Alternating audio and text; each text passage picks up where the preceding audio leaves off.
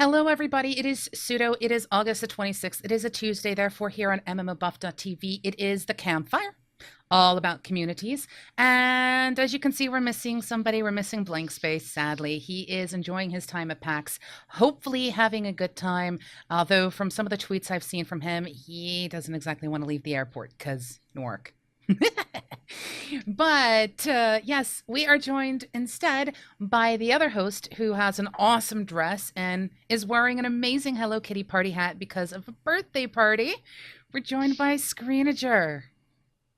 Hello. Yes, and our special guest today, who out of just the kindness of her heart made some time for us, the gorgeous Tasha Darke. Hello, folks. Thank you very much for having me back, and happy birthday, Screen. Yes. Thank you. I think at this rate, I think you're not really a guest. You're like a returning show host. I'm starting to think that myself, especially for the Campfire. But yes. Yeah. Oh. Well, I'm always happy to kind of play back up when someone else isn't available. I'm always happy to step in, and So community is my favourite topic, so I'll happily sit here and talk for hours. So basically, when Black drops the ball, you're quite happy to step in and fill his shoes. Yeah, it's fine. Right, it's fine. and when Screen drops the ball, we'll call him Benjamin from Goshkia. Well, it's fine by me. Not that these people are replaceable. I'm not even going to go there. You should not go there. So one of the things, though, is since we've had Tasha on a lot, we're not going to grill her over the Campfire in any way, shape, or form.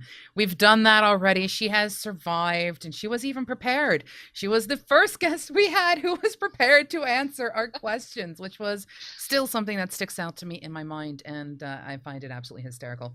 But a humongous thank you to Gothic Slicer, Darth, and I see names scrolling by, and I'm not going to be able to catch absolutely everyone because people are making amazing comments. Thank you, guys. By all means, please let us know your stories about security and community. Let us know about things that have occurred. And our job here tonight is to hopefully inform and hopefully help you to keep whatever community you're in that little bit safer, because the world's a scary place. And it's all Screenager's fault. The eyebrow says it all already, I think. I'm just going to distract myself with alcohol. It's fine. I was Okay. totally expecting him to have a cat so that he could pull the cat out and be like, Mr. Bigglesworth, he's unhappy with you, or something like that. But, you know. I have no sharks with lasers or giant megadeth rays, unfortunately. Yet. Lasers. Lasers. Lasers. Wow, so that's how we're starting the Campfire today. We're talking about the destruction of things, when in fact we want to talk about the securing of things. Now, what I find interesting is this is a topic that Ed brought to us, and he says, I think it's a really good time for us to hit this topic. And I'm like, you, sir, are dead on, and I could not agree more. I read the news, I use Twitter, I see things, I made the connection. Okay, I also want to point out that as Ed has gotten older, Screenager has now officially gotten that much closer to being a conspiracy theorist. There's tinfoil in this. I think having a You dash left of it. conspiracy in everything is just kind of a good idea anyway. This If you glass can was full of conspiracy a minute ago. if you can see through the sort of corporate spin into like what's actually happening, it's a good rationale to have, I think, to be honest. It helps you stop getting disappointed with hype as well. So good all round, really. And it's also a good way to mask that jaded British sensibility. That too. You guys are assuming that the British are jaded. And I don't well- think all of them are. Well, I have to say, I feel a lot more comfortable now the weather's turned. It's not sunny anymore, and officially autumn has just suddenly turned. Yes. And this weekend was rainy, and there's blowing a gale outside. I feel a lot more comfortable. And yes, just to add to the conspiracy theorists, this show is brought to you by the Illuminati, the Templars, Shadow government. the Shadow She Government. has been playing the Secret World recently, I so have been all I'm playing gonna the say. Secret World recently. See, Lately.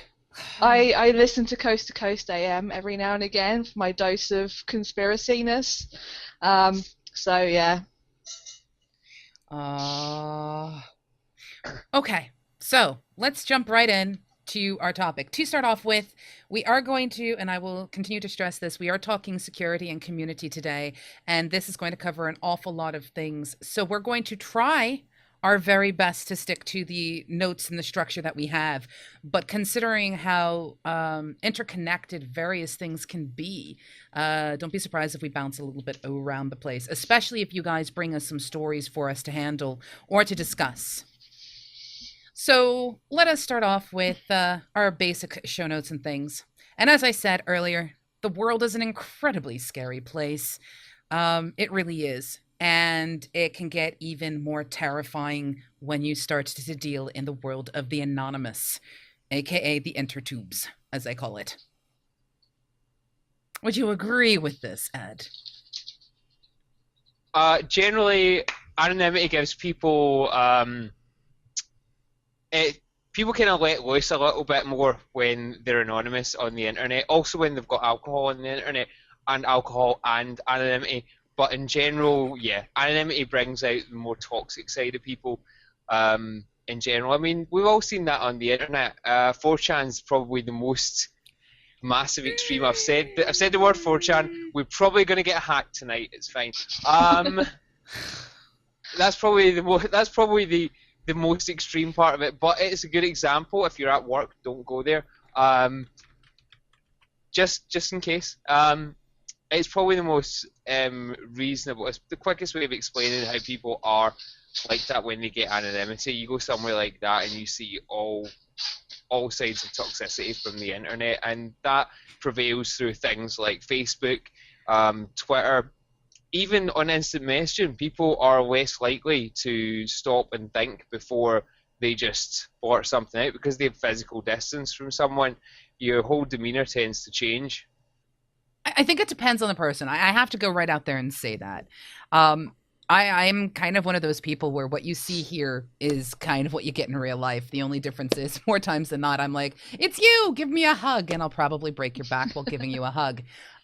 So I think it depends on the person. I mean, we'll get into a little bit about, there was a rather interesting program on the BBC that Screen had found, and I finally got a chance to listen to it today, about being a quote-unquote rock star gamer, people who are on YouTube, people who stream, and the security issues that can happen within those communities. But, you know, in the end, some of them put on personas, and then when you take them off the screen, they're like completely different people.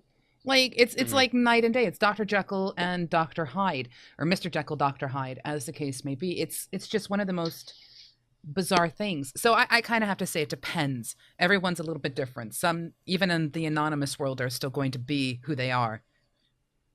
And apparently Penny's a very scary old lady. You have cats. And the other side of it is, of course, yes, some people can be scary with anonymity, but for other people, it actually allows them to be the person they can't be in real life for whatever reason. Either parents are not being supportive, or they're not in the right environment, or actually they're just not amongst people that they feel they can get along with and they can open up to, and being able to not be themselves online allows them to open up.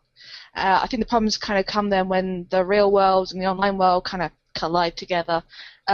It's going to happen sooner or later, and you kind of need to be prepared for it. This actually takes me back to something that Scream brought up in a previous show. If you think about it, you have people playing a game or playing in a guild or a community and a gaming thing. You can literally be whoever you want to be. If you want to portray yourself as something other than what you are, you can. Or portray yourself as the better version of yourself, or even the worst version of yourself if you want. And I remember you, Screen, telling us about somebody who was kicked out of a guild for lying about having cancer. Oh, the crazy cancer bitch, yeah. Wow. Okay. You went there. Take us there. Remind the people who may not have seen that episode, because for realsies. Okay, so the idea that anything can happen on the internet and people can be who they want to be, portray what they want to portray, and can bring out some of the most toxic parts of people, was exemplified pretty massively in the forming of Afterlife. So the guild that I run essentially now, it was formed from the ruins of another guild. What ended up happening is we had a bit of a drama queen in the previous guild. No names will be named, and long story short, they said they had cancer. It was blatantly untrue. It came out that it was untrue. Said player got kicked from that guild. We told the guild leader not to bring them back in, and there was to and fro where they were in and out and in and out, and we just went, saw this, we're gone. Too much drama, too much hassle. Well, how did you guys find out that they were lying? That's what I want to know, because that leads us to our next. That leads to a sort of segue of what we're talking about. How did you guys find out? Well, apart from the logical inconsistencies, we just called them on it. I thought it had something to do with and Facebook. They admitted it. I think that was one of the reasons that we found out that they were lying, but we did call them on it straight up in the end. Facebook was part of the wider, this doesn't sound right, but without getting into the ins and outs of it, we basically called them on it. They admitted it, but by the time that they had the whole, oh, yes, I don't, yeah, I do, no, I don't, yeah, I do, well, it's kind of this, we were just like, too much hassle. I'm sorry, I just read Darth Laser, who says that the reason why you're wearing a Hello Kitty party hat is not just because it's your birthday, but because you're an MI5 spy. There are cameras up here, just in amongst the tinfoil. Okay, so what you were talking about earlier, Tasha, is when you have the consistency of things in the online and then things in the real world meeting. More and more today, some of the things that we're seeing is people sharing out Facebook, because guilds or communities will have a Facebook page, or people sharing their Twitters out. And you're seeing a lot more integration between, quote unquote, I can put on a persona here and be something, and interacting with the real world. And it does bring up some massive security issues, especially, and if you guys have not done this and you are using either Twitter or Facebook, I'm going to be really unhappy, but I will actually at some point in time walk you through how to darn well secure your Facebook page. You need to make certain that you have specific information on lockdown. You don't need to share with everybody your phone number, people. You don't need to share with everybody your home address or where you work or anything else like that. Make certain you're securing that stuff down. But anyway, yes. Go ahead. Sorry. Soapbox. I'm going to get right on that.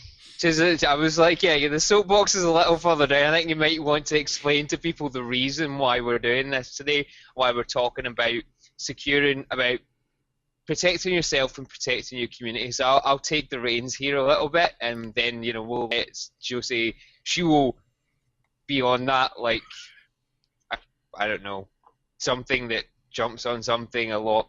Cat on a tower boxes. There you go.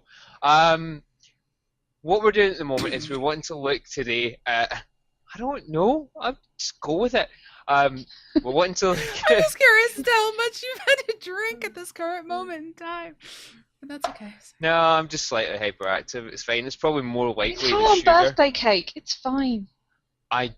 Oh my god, I want birthday cake so bad, and I have none right now. But I'm sure there'll be some waiting for me. I came in the front door and I was like, no dinner, just coffee and show. Let's go. Right. Anyway, to the point.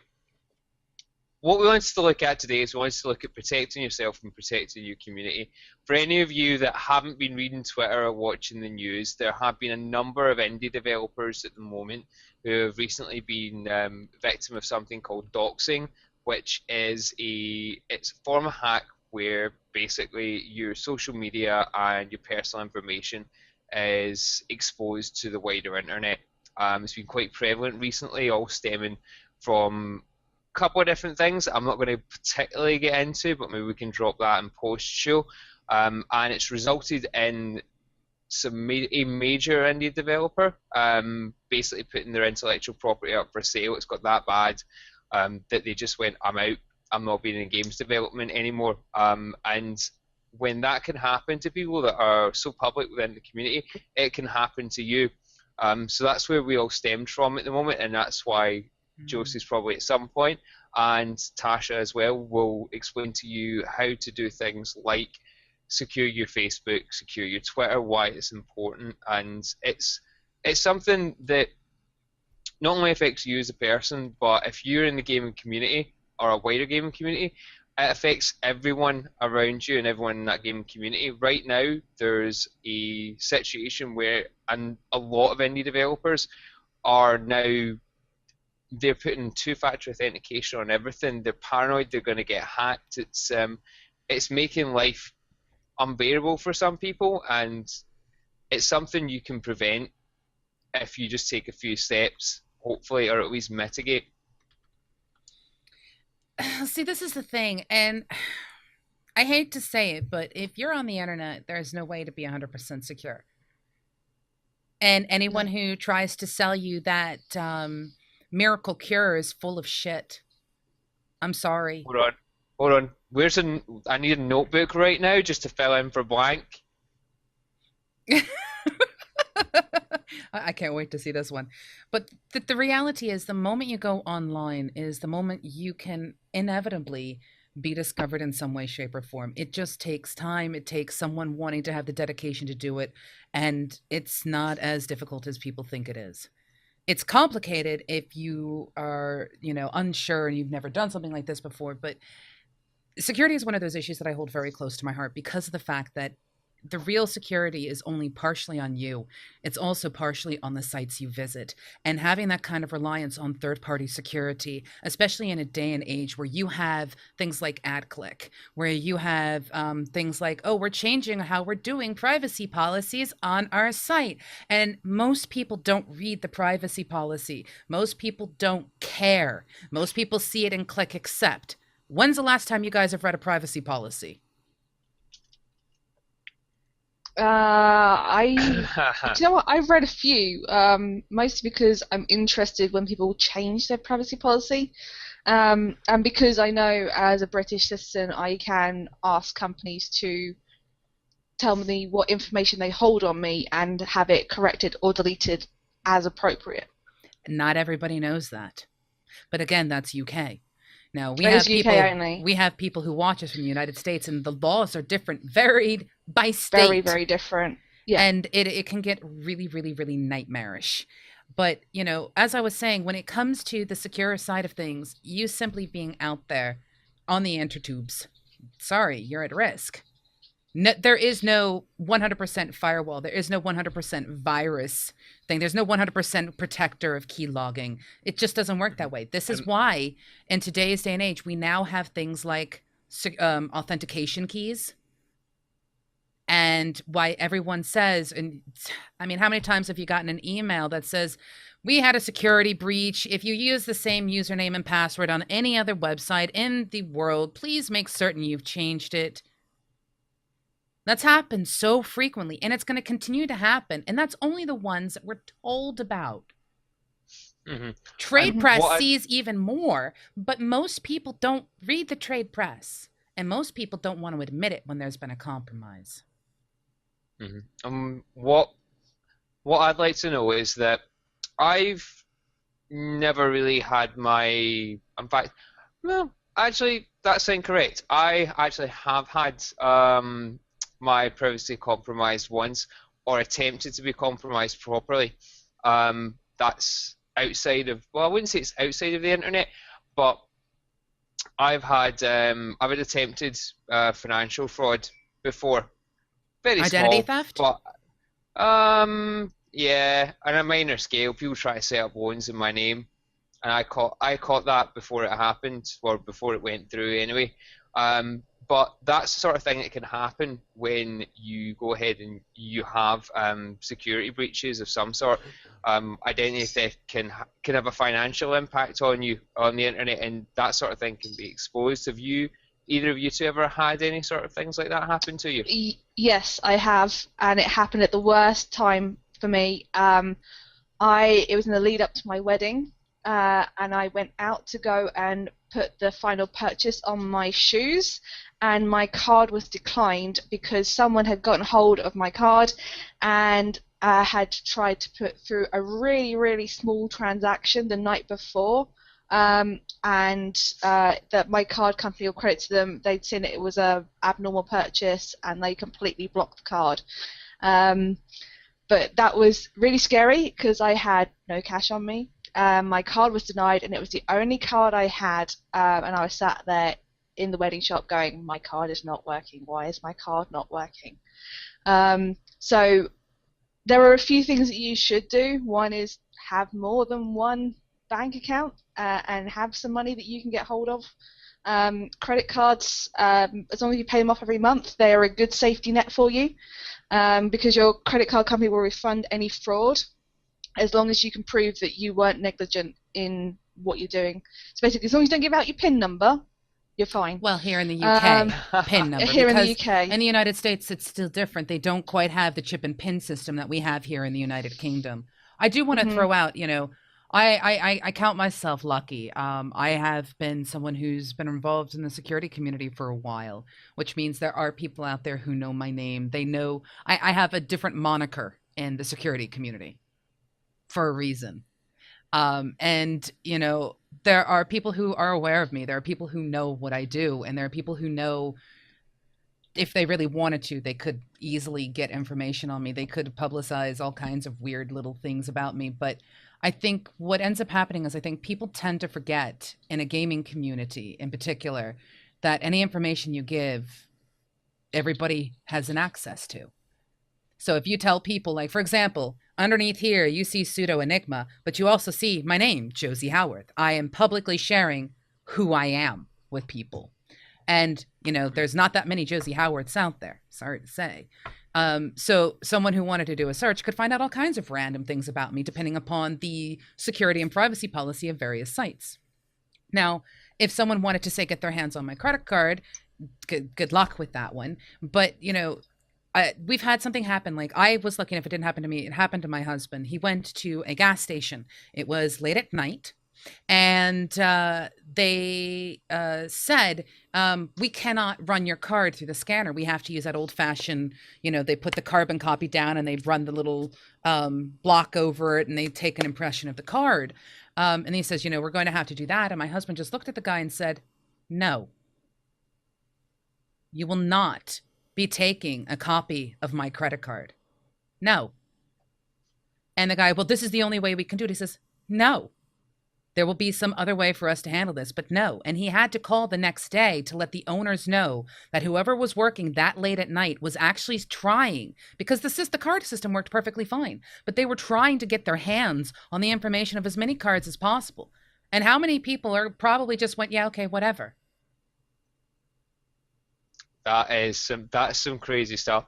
But in terms of the impact that sharing information has, it can impact not just yourself, but within a gaming community, it can also impact your wider community as well. I mean, there's a number of factors. You can have things like, personally, when you have security breaches, we tend in a gaming environment to think of it as an account hack. Account hacks can have, obviously, not just an effect on you as a person, but they can have an effect on a wider guild. We've all heard stories of guild banks being hacked and cleared out. I've never been subject to it, but it happened to plenty of my friends before. You hear characters being used to bot, accounts being banned, and all of that has reputational damage on guilds. It can massively impact how people look at a guild when you go ahead and you have someone's account, say a guild leader, logging in and trying to scam someone because they've been hacked, or having the account cleared out. It can not only impact reputationally your community externally, it can also really damage foundations within a community as well. If your community's been working towards something and a guild bank gets hacked and cleared out, that thing that everyone's been working towards may just be completely washed out. You may not get it back, and your community is going to look at you. They're not going to trust, let's be honest, they're not going to trust you to look after stuff that they've worked for. and there's a lot of trust when you're running a community, and it can undermine not just your external reputation, but the bonds within a guild from a guild leader perspective. I think that's a fairly true statement. I think to keep something in mind, a lot of games, at least in the MMO variety, I'm not certain how this works in, say, League of Legends or Dota or anything else like that, because I don't really see a lot of community-based things in those games like guild banks, etc. But when you talk about stuff like this, a lot of game developers are starting to come around to the concept of we need to secure our game, or at least the accounts, and maybe we should have open authorization or some kind of uh, we were just talking about them, authentication keys and things like that. I love WoW's implementation of anyone who is an officer can access this tab in the guild bank as long as they have an authorization or have a little mini key secure ID, then they can access it. That's actually built into the game UI, not built into other things like WildStar doesn't have it. You kind of have to guarantee that people have an authenticator before you give them access, instead of just saying they must have an authenticator, then give them access, which I think should actually be an option in the banks. We live, sadly, in a world where a lot of the attacks that occur for gaming accounts tend to be for gold farmers, for platinum farmers, for whatever currency that game happens to be farmers, which means we're not talking about Bob down the street who just wants to get back at you and sell your epics because you beat him in PvP. We're talking about people who only see your account as a means to an end. You are not a person to them. Your account does not belong to you. It belongs to whoever can control it. And like we've had made mention, someone says, I get my account hacked at least once a year and it's always Chinese. There are people out there who are going to be doing things like this. The easiest way to secure yourself is to use an authenticator.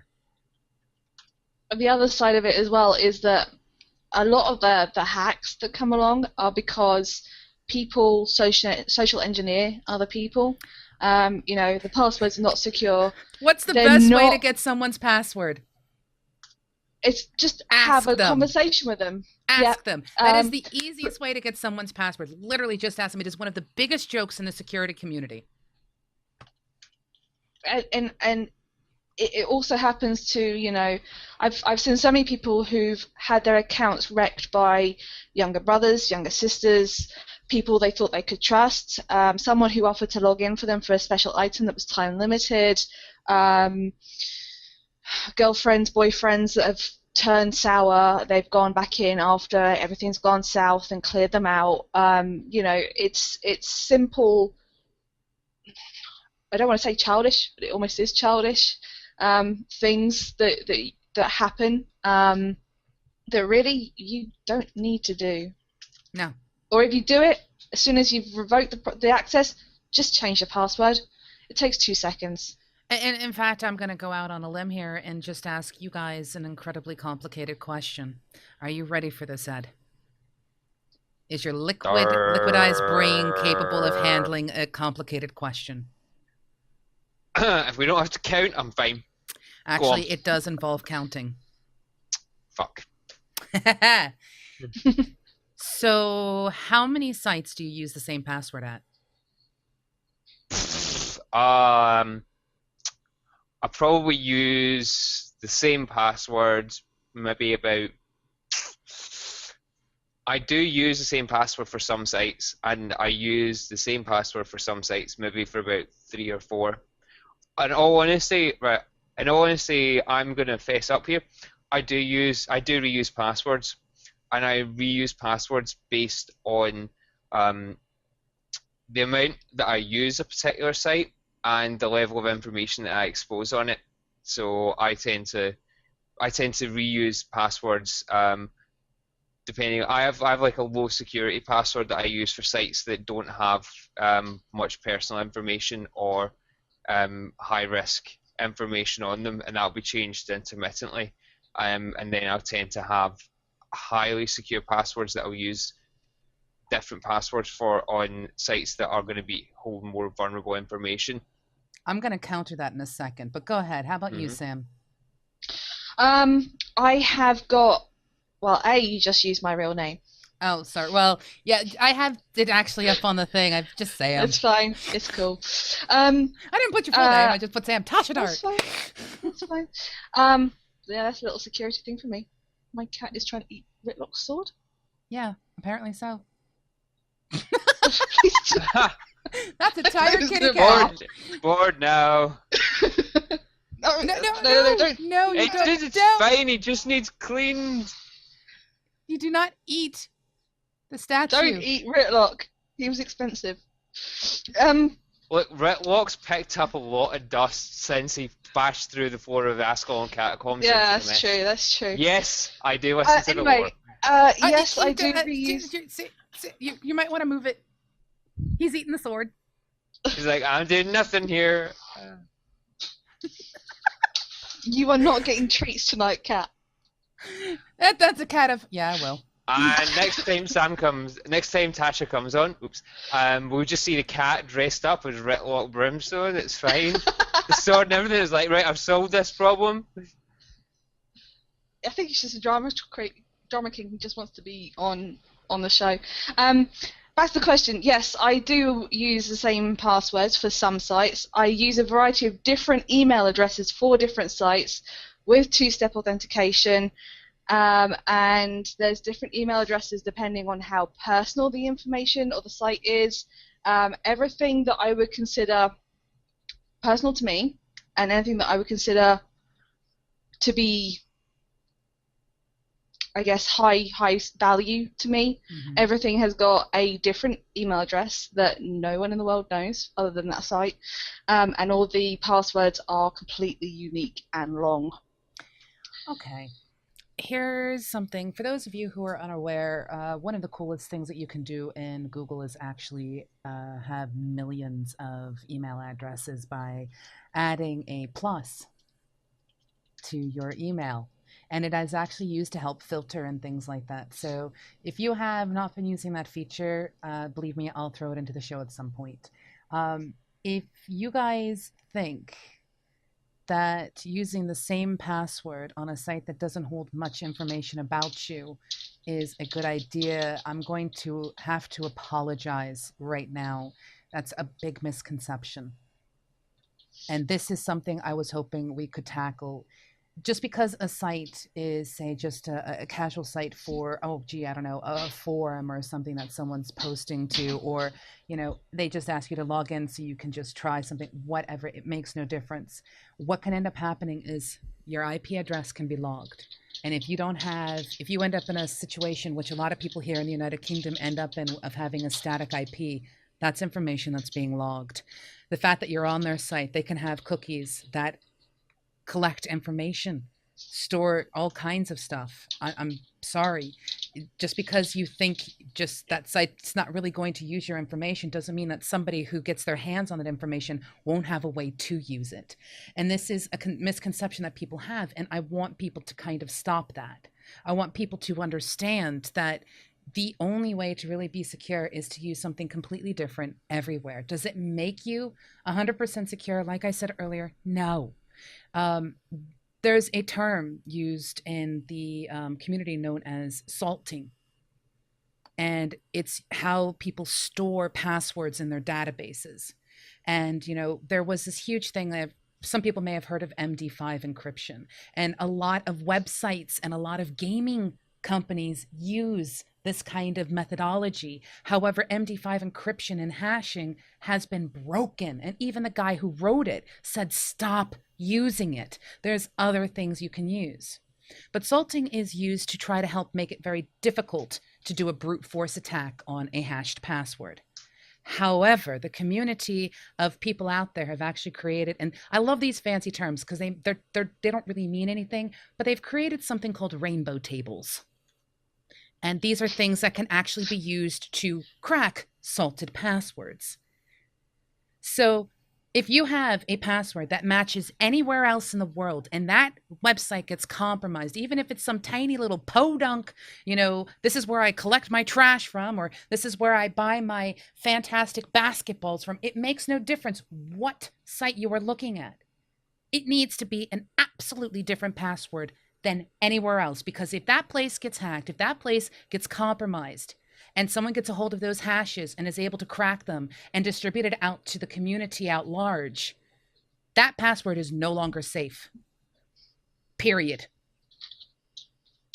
And I that, hate to ladies say and it. gentlemen, go on. I hate to say it, but it's a huge misconception. So please, folks, if you're not using a password manager, start.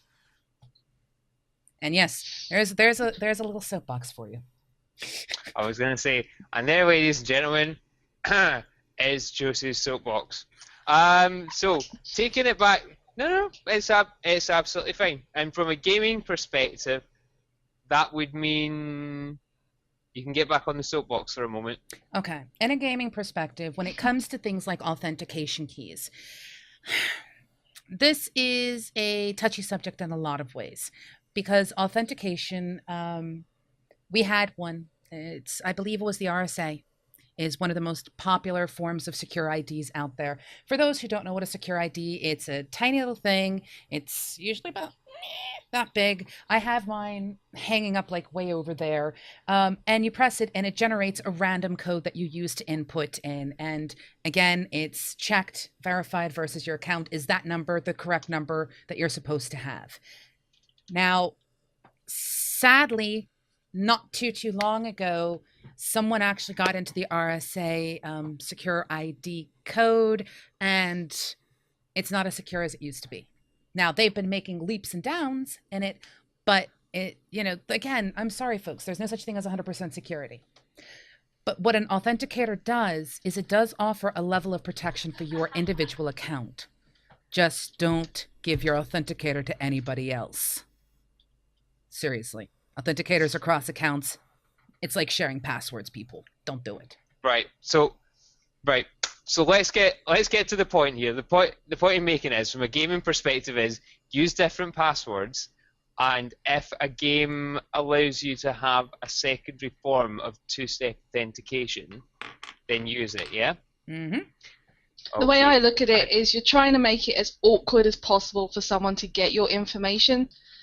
That's the way I look at it. I agree with Josie. You can't ever be 100% secure. You're just trying to make it harder to crack you than the next person. Exactly. That's really what it comes down to. Because if we think about this from a logical perspective, you, Ed, you have set up an account and you've got an authenticator. This is what an authenticator looks like if you don't have it on your phone or you're not using a desktop application like Authy. It's just a little key fob, basically. Now, if you've set up your account, Ed, and you've now put in the authenticator and everything, and you're like, yes, okay, I've protected myself. That's great. And then the company itself gets hacked and they get their hands on the database, and they didn't store the databases in a proper manner. All they did was just add that two-step authentication. These hackers out there get their, actually they're properly called crackers, but anyway, they get their hands on the database and all of a sudden they've got your password. And you may think, I've used a fantastic password just for this one site and I can use it for all the other gaming sites. Well, guess what? You've kind of just given them your email address, because that's what most people have to use to log into a game. And you've also just given them a really secure password. And it's sometimes not the fault of the developers, and sometimes it is the fault of the developers. But, hey, just use a different password everywhere. If there's two-step authentication, use it. And use different emails if you can. And use two-step authentication on your email address as well. Yes, and you should be able to. Stress how important that is. Yes. Use all the steps, people. Make all the steps. Use all the steps. Use protection, people. The intertubes is a very dangerous and dirty place. Anyway, you ain't going to clean it up anytime soon. No. Moving on a little bit, though, what I do want to look at is I want to look at something else that... not so much about protecting your information, more about how this impacts people moving into real life, and maybe also as well looking at how it impacts communities. From a community lead perspective, let's say, we've been talking a lot about passwords and about securing information. From a community lead perspective, you actually have a responsibility to the people that you are holding information on. So you might not think you're holding information on anyone, but when you start up a forum, a Facebook group, or a guild website, you're generally going to have things like logging in, trying to restrict a bit of your forum so that you can have secret guild meetings and go, we hate that other guild, they smell, and that guy's got a big head. But that's all I love cool. how he knew exactly what our forum said about him. It's the hat that does it. It makes it look like I've got a big head. It does kind of make it. I'm it's- not going to go there. Let's go. Yeah, I'll have a cat on it next week, alright? Ah! No!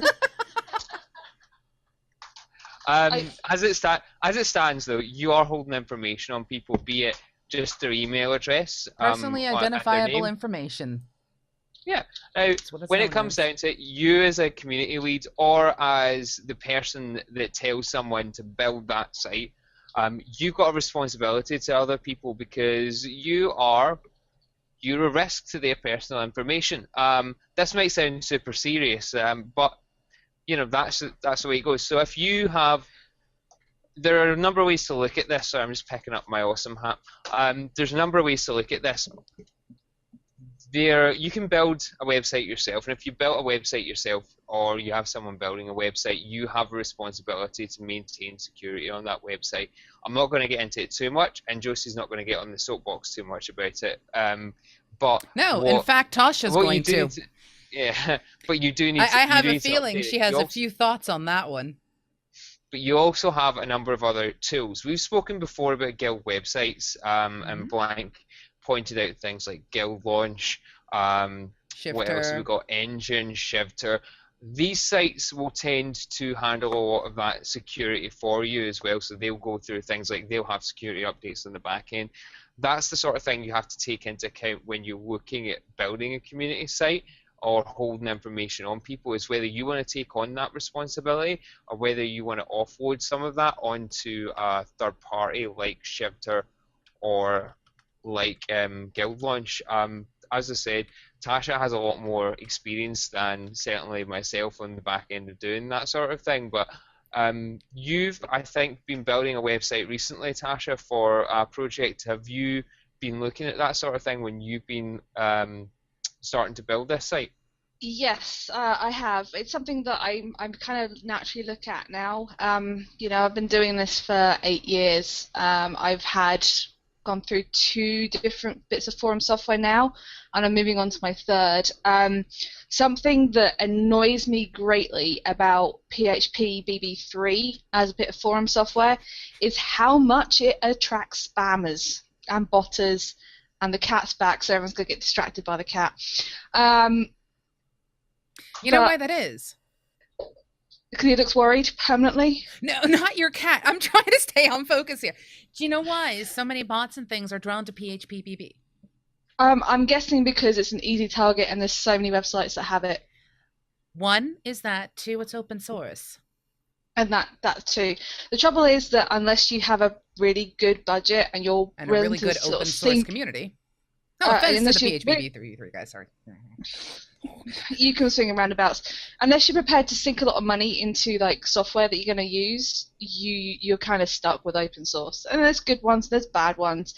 There's actually a really good mod for PHP BB3 that I've used, and it does cut it down a lot.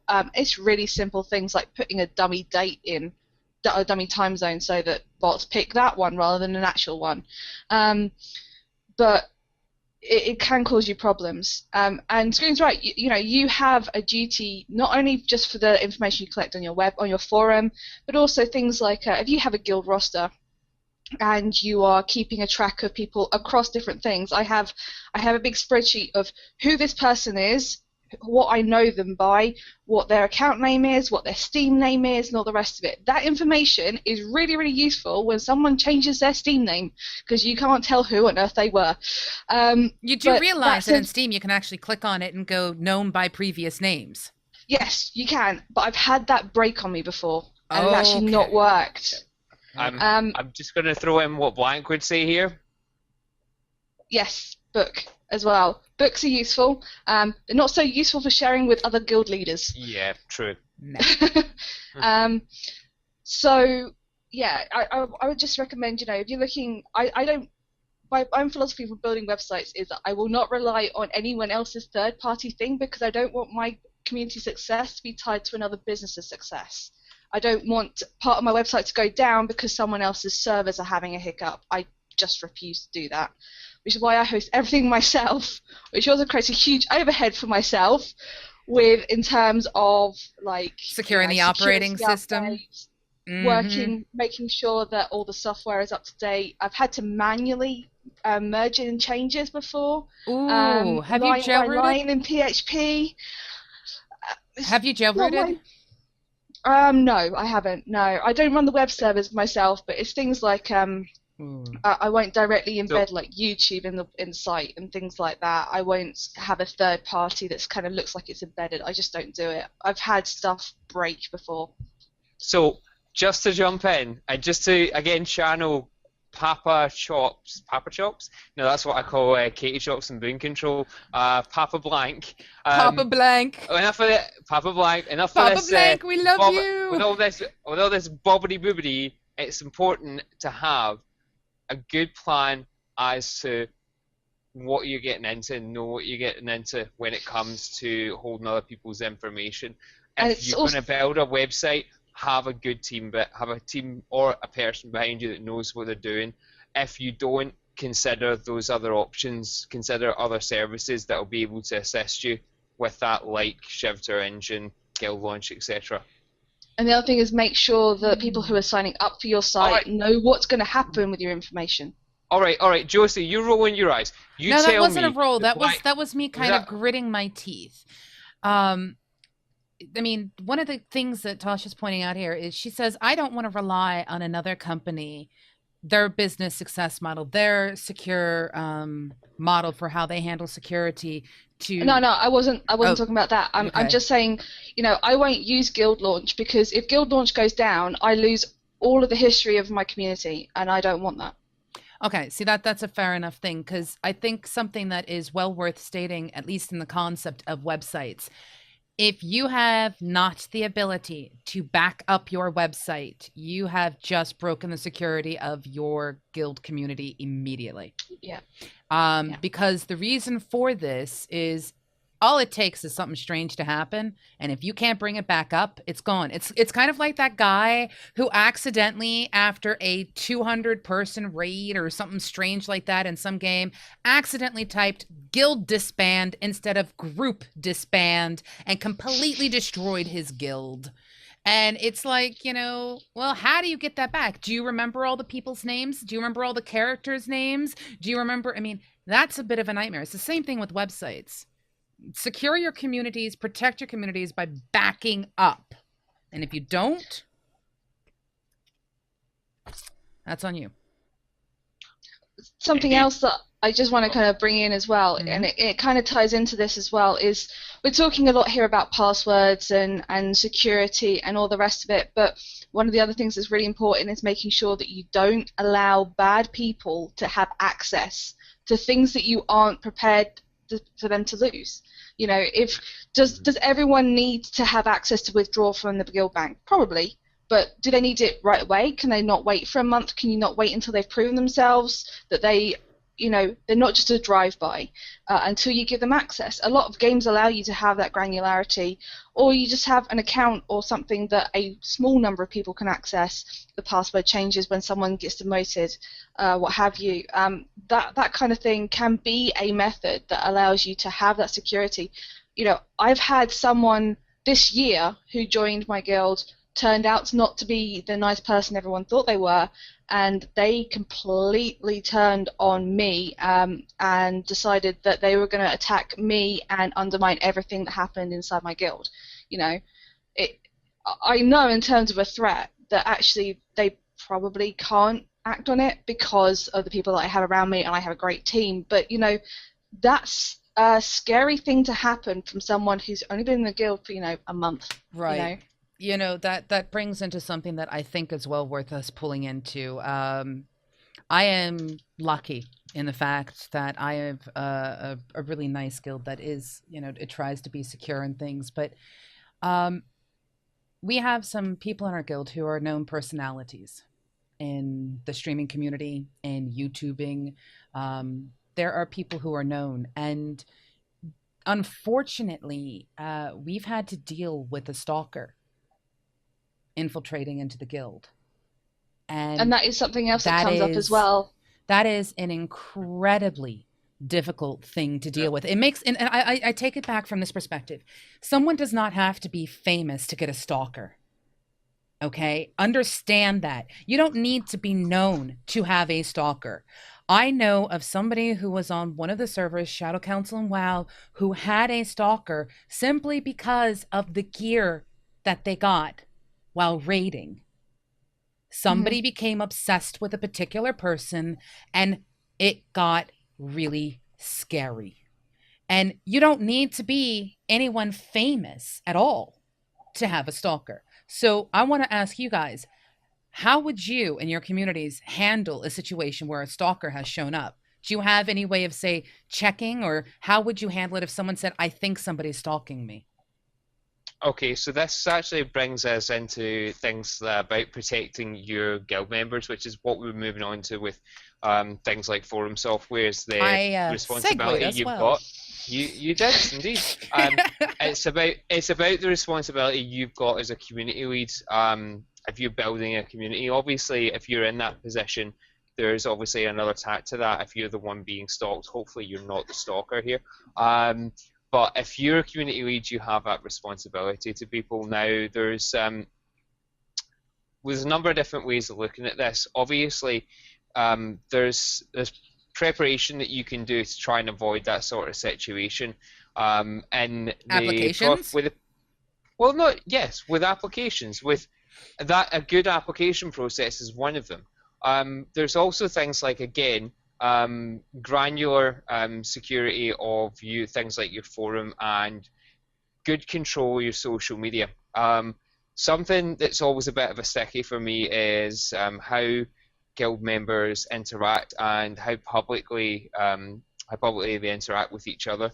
It can be fine for people that have been around each other for a while, but we've all seen as community leads how tentative we all take a bit of a breath when that first picture thread goes up. That takes me back. You know what got me? When it got me was when my community asked for an adult forum. Mm-hmm. When they asked for an adult forum to post pictures on, personal pictures that they could share, and this is not the community I'm in now, so don't think it is. It's a different community that I ran, and I still remember it. And it was one of those, I had people going, I want access to the forum. Well, then you need to send me proof that you are of age, because some of the stuff in that forum was just like, whoa. That's when I go, hold on, I'm just going to go out and buy an alarm bell now so that I can ring it. But that kind of falls into the same sort of area as setting up your Facebook groups as well. And you have to make some decisions when you start to allow that sort of interaction. So when you start to allow your community to kind of phase out that line between the online persona and the real person, you have to have very good controls on that. You have to be very aware of what you're doing. We made a decision, for example, to have a closed Facebook group. We don't have an open one because we don't want to expose people's personal information as much as possible. We still want to give them that leeway to speak to each other on Facebook.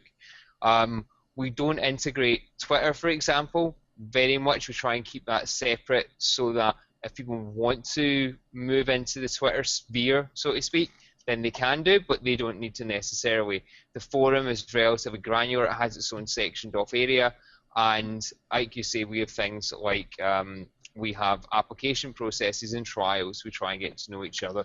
We try and have people on TeamSpeak, and we try and understand who we're dealing with. So we try and kind of control that as best we can as a community.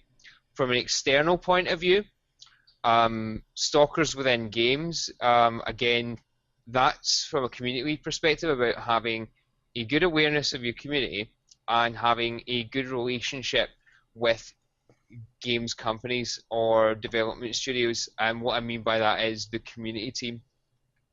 You can't necessarily stop someone outside of a game from stalking someone inside of a game, though. If you have a good relationship with a community team, you can head off these sort of things, and that's why we have always said how it's a good thing to have a good reputation and to build a good reputation, a good a good line of communication with community teams and games that you're in.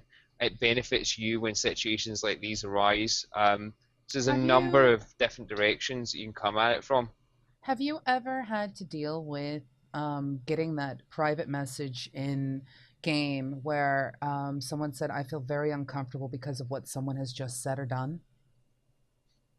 Yes, many years ago. Frankly, it usually came because of some sort of conflict that happened, and one person took it a bit too far and said something. And frankly, I'm not very touchy-feely. I just kind of pull someone aside and go, "This has to stop it, or I'll deal with it personally." And that's usually been the end of it. The couple of times that's happened. But I imagine it can be a lot worse for people when they're not quite, say, as well integrated into their guild as some guild leaders might be. I don't know. How about you, Tasha?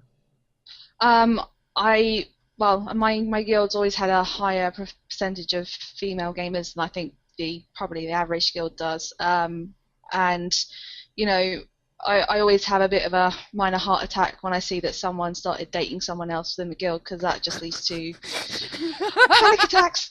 But then on the other hand, it worked for me, so it's happened twice actually. We've had 2 long relationships out of it, so I can't knock it too much. But there have been occasions where someone has been told no, and they haven't respected the no, or they've gone, okay, no, but I'm still going to hang around you, and I'm still going to try and play with you because you're a good person or what have you. And then I've had someone come to me and say, I'm really not comfortable with this happening. And it's really hard as a guild leader, because on the one hand you've got someone who's clearly very uncomfortable, and on the other hand you've got someone who to other people can seem like a very normal person, very nice person, who is very well respected, and trying to balance the two, and not cause a major guild drama, I guess, whilst you're trying to handle all that, whilst also respecting privacy and all that kind of stuff, can be an absolute minefield. And the other thing is, you do hear about people who cry wolf, and you kind of have to go, well, I was just going to bring that up. Pinch of salt and all the rest of it. It's a very, very hard thing to deal with. I can't say that I've always handled it the best. I don't think that anyone the first time around will handle it the best. I don't think really anyone who goes through, and if you find yourself in a situation where you are dealing with constant people crying wolves, you might want to look at doing something else. But if you do find yourself in that situation, there is never a real right way to handle it, because it is the most frustrating experience to go through, because you don't know who to trust, you don't know who to believe, and then you're kind of being tugged and told, as a guild leader or a community leader, you need to make a decision. You need to decide what needs to happen here. And sometimes, I hate to say it, the only answer is both of you go. It can be like that. We're done here then. Right, okay. That's it. I'm done with you guys. I just happened to notice and look at the time, so I'm going to give you guys each a second to throw out a little bit of whatever it is you want to make certain is continued or contained, at least in this particular portion of the campfire where we've just talked about securing our community. And I want to just also take a moment to say thank you to absolutely everyone who has watched. My name is Pseudo. You have Screenager over there. You have the very gorgeous Tasha Darke below us. We are all members of relative large communities, and we've all had experience running communities, and our Tuesday show here on the MMO Buff channel is all about online communities. And we've covered a lot of stuff, everything from sexism on down to this. And we've even had some fun shows where we've talked about some of the more insane things that have happened with some of the stories that are out there. I kind of wish that Blank was actually here, because, he did bring up that long time ago, that whole situation where officers were saying to somebody who was trying to join the guild, you can join the guild if you show us your boobs. See, that's just awful. That to me is just, it's the most horrific thing. You know, it's exploitation It is really is. what it comes down to, especially when you turn around and find out the person you just asked to share their boobs with is 16. I'm sorry, but no, there's no cause for it. There's no place for it. And I'm not going to get on that soapbox right now because I'm going to go that's less crazy. about protecting your community, and that's Oh, if more your about officers are deciding, doing that and you I'm find gone. out about that, you should not be a part of that community. You Oh, really not Yeah, only that, shouldn't. you should be reporting them as well. Yeah, exactly. You darn Preferably well to should be. police.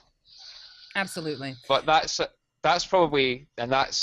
probably something that you need to always remember. At the end of the day, when you're building an online community, not only do you have a responsibility to the people that you are trying to build that community with, you have a responsibility to each of the individual members that interact with your community, be it inside or outside of that guild or community. They are real people at the end of the day, and they could have anything happen to them. Mm-hmm. When it comes down to it, just remember basic techniques about security, remember what you're exposing people to, and remember everything that you or your community or your members do, that has an effect in the real world. So do understand that, because like Josie said, we have friends that are in guilds that are well known, and it's not an exaggeration to say that they have people follow them from the high street to their house because they recognize them from the internet. Mm-hmm. And that goes yeah. beyond, that goes beyond just being a dick on the internet. That can end you up in jail. Yeah. So understand that it doesn't just impact the internet. There's always someone else on the other end of that keyboard. Absolutely. And the other way also works. Be kind to your guild leaders, people. We're carrying a lot of weight for you and for everyone else that we meet. Oh, yes. Absolutely. And I hate to say it, but sometimes someone's going to sit there and go, I didn't like the way that loot distribution worked. I'm sorry, that's not the biggest issue that a guild leader needs to deal with. So sometimes the answer you should get back from your guild leader is suck it up, buttercup. I've got other things that I need to do. And, you know, And hopefully... if they say buttercup, they're a nicer person than me. And just a final point as well. Be aware of the laws of your country. Be aware in Europe what the laws of the European Union are. Mm-hmm. And be aware of the point where an issue in-game becomes a criminal matter, because you can report things to the police. Providing you have evidence, you can actually have a long-term effect. And the other opposite applies. Don't ever step the line, because just because you're on the internet doesn't mean you won't go in jail. Oh, wow. I can't believe I just saw that. Okay, so I want to throw out something to also understand. I'm sorry, folks, but if you get a subpoena, you need to know your laws. And I have seen it happen to a guild before. Someone actually had their entire guild website subpoenaed. They wanted access to everything. Stored messages, they wanted access to backups, they wanted access to everything, because something that happened turned into a criminal matter. Know your rights, know the rights, and be blunt with people about what you're using the information for. Seriously. And I just saw a little she-wolf point out that they one time witnessed kids being told to XBL that they can, or told on XBL that they can join a community if they gave up their religion. What? Wow. It's awful.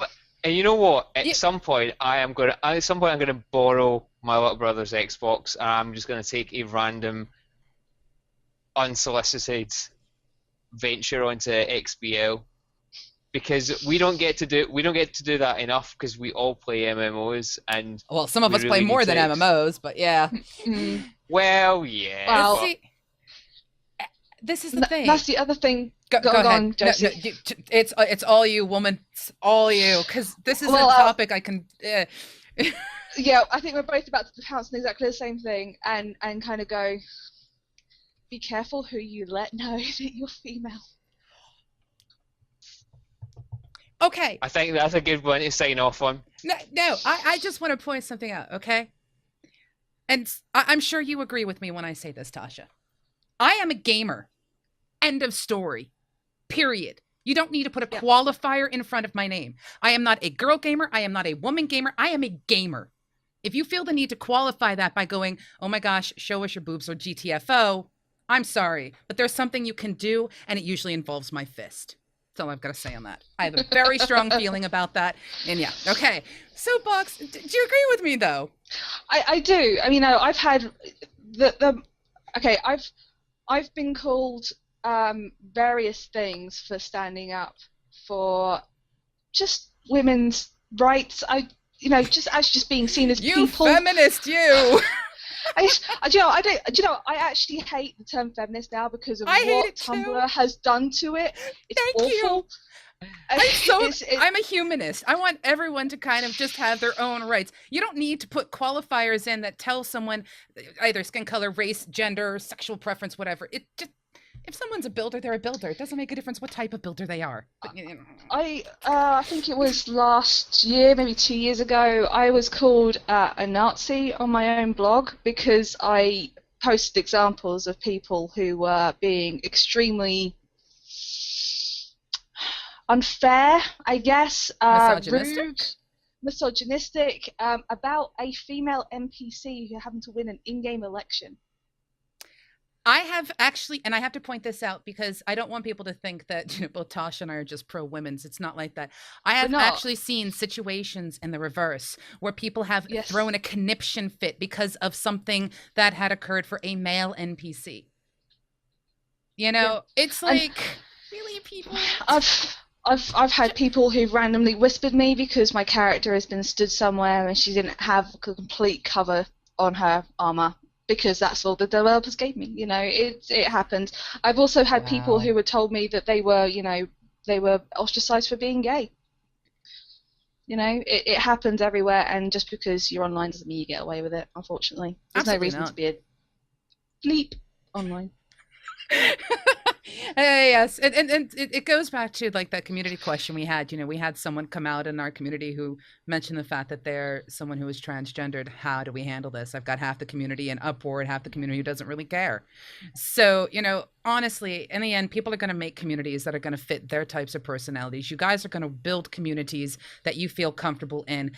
As much as I dislike this, I accept that in the gaming community, there are going to be communities that have agendas like the conversion of people from one religion to another, or who have agendas of you can only join us if you are from this country, or you can only join us if you speak this language. I'm sorry, it's going to happen. No place can be 100% open. Everyone has their own cognitive biases. Human nature, it sucks. We are just trying to struggle our way through it. But in the end, if you're a part of a community that's toxic, I hate to say it, but you deserve everything you get.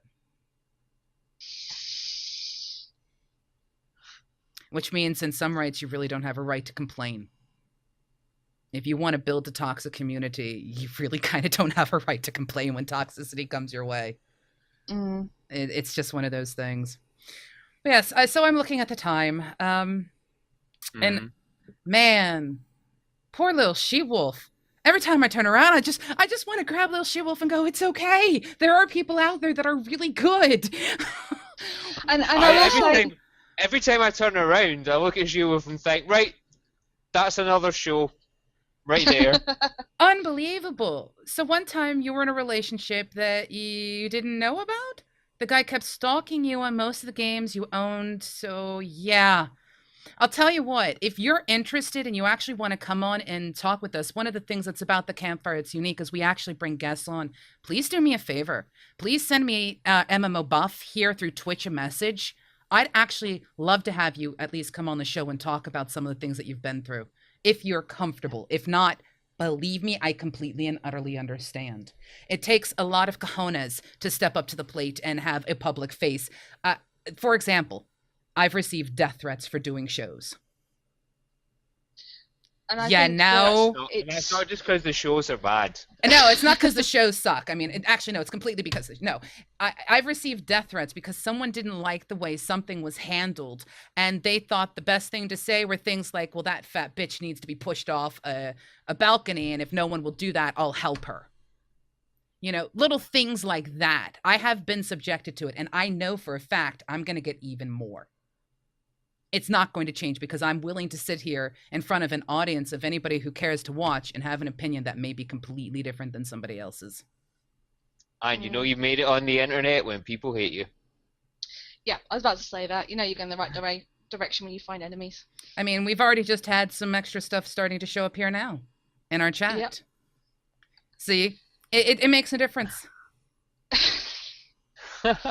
So, yeah.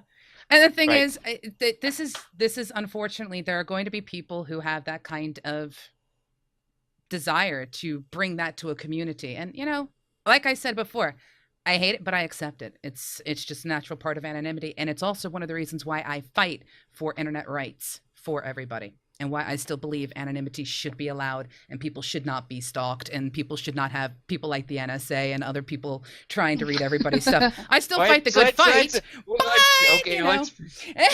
Let's leave that hot potato there. Let's wrap this up, superhero. I have birthday cake to eat.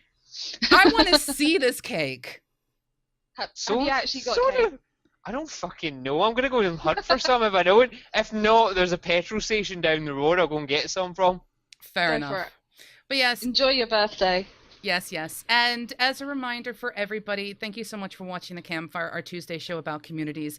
Tomorrow night, we have Mizpah joining, and he is probably going to be streaming either some Heroes of the Storm or some Warlords of Draenor. He might be talking a bit about Hearthstone and some of the stuff coming up there as well, but he will be on at 8 p.m. Thursday, we have an independent publisher, third-party publisher joining us to talk. Oh, happy birthday to you.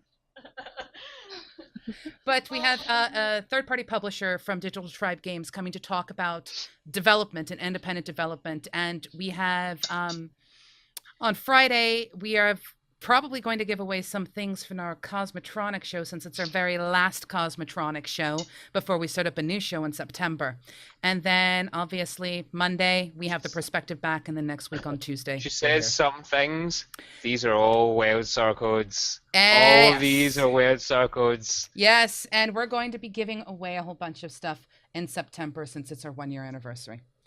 And also, we have one of our streamers testing out Thursday night. I will be streaming on and off, as will some other people in the MMOBuff team. And this Sunday, we have a very special Hex show that'll be happening. You're going to want to watch that because Dr. Marsh and I will be live instead of recorded. It'll be great. Yeah. So anyway, happy birthday to you, Ed. Tasha, again, an absolute joy having you. Blank Space, you who are at PAX, we miss you. We love you. Try not to get into too much trouble. And if you run into our guest from last week, don't let him push you down the stairs in your wheelchair, because that would suck. Although if you watch the quick bite for the Campfire last week, that's one of the things. He's like, yeah, so Blank and I may prepare to hate each other. The reality is we really hate each other. And I did try to push him down the stairs at PAX. It was just one of the weirdest conversations. It's worth checking out. It's on YouTube. But on that note, to all of you, thank you so much for watching. Lil Sheepwolf, I saw your response. By all means, if you would like to come on the show, please get in touch. And if any of you guys want to seek us out and talk to us, you can do through just look up at MMOBuff through Twitter, Facebook, YouTube. And of course, you can contact us in email and have your voice heard at voice@MMOBuff.TV. If you've got something you want us to tackle, believe me, we're not afraid to tackle it. We've covered everything from people selling services over Skype to gain in-game gold to what you've just seen today. Have a good night, everyone. Toodle pip. Bye. Bye.